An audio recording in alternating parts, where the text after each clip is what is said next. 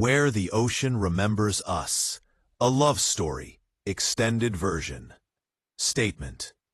My name is Ethan Carter, and this is the story of the only woman who ever truly changed my life. I was 29 when I met her. It was late autumn in Santa Monica, the kind of evening when the air smells like salt and cold wind, and the ocean sounds heavier than usual. The sky was low and gray, like it was pressing down on the city. I had just moved there after a bad breakup, after years of noise, arguments, and dreams that never became real.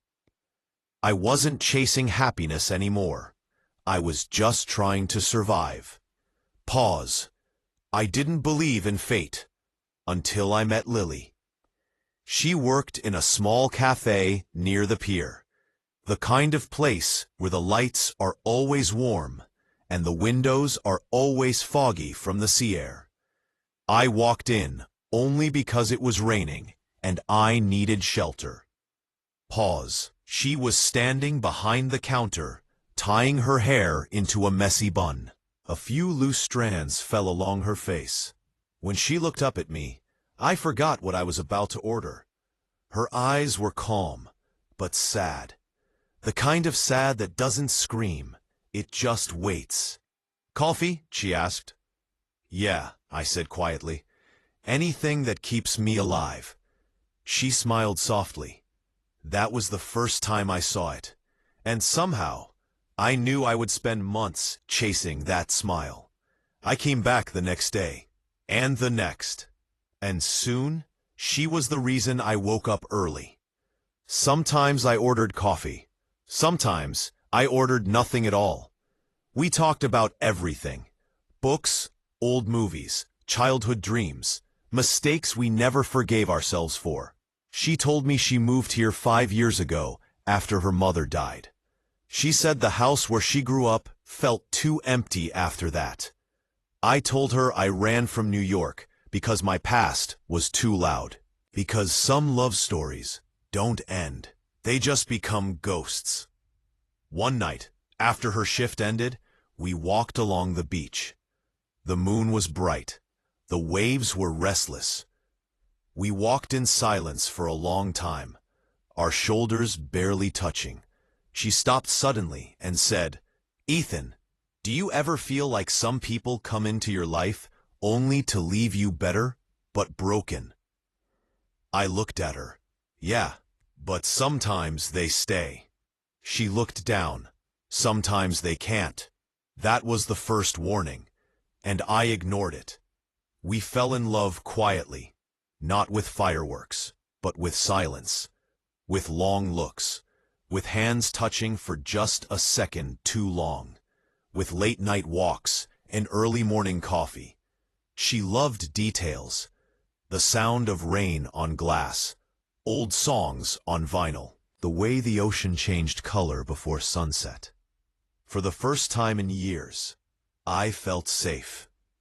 Until the letter came. It arrived on a Tuesday. She was different that day.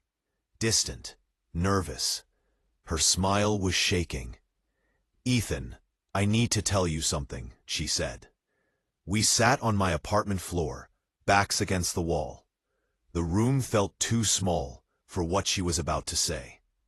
Her voice was small when she whispered, "I'm sick." The word didn't sound real.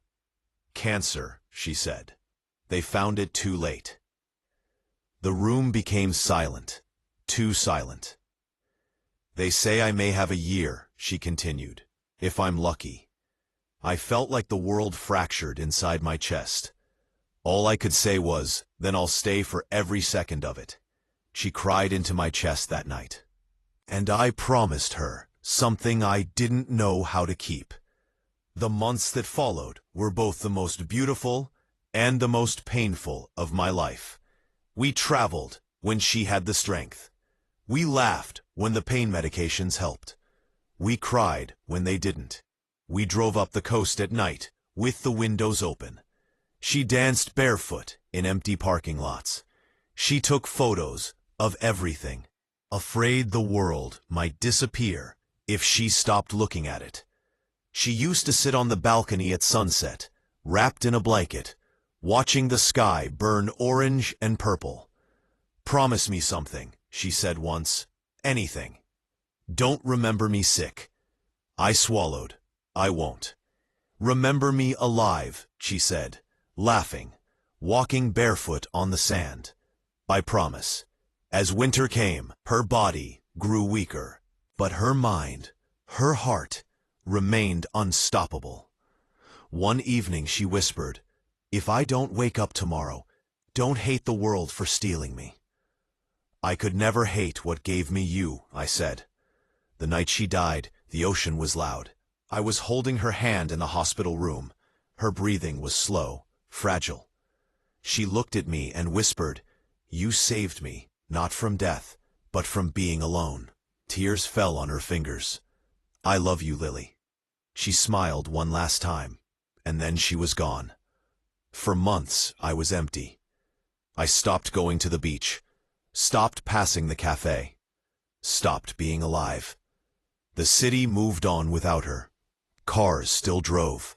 People still laughed. The ocean still breathed like nothing had happened. Until one evening, I found myself there again. Same cafe, same warm lights, a different girl behind the counter. But on the wall, there was a photo. Lily, smiling, alive. Under it, a quote written in her handwriting. "Love doesn't die. It just learns to live in memories." I broke down right there. That night I walked to the ocean. The waves were loud, the same way they were the night she left. I whispered into the wind, "I remember you alive." And for the first time since she died, the pain didn't destroy me. It held me together. Because sometimes, love doesn't end. It simply becomes part of who you are. And if you ever walk alone by the ocean and feel the wind suddenly grow warm for just a second, maybe that's just someone you once loved, walking beside you.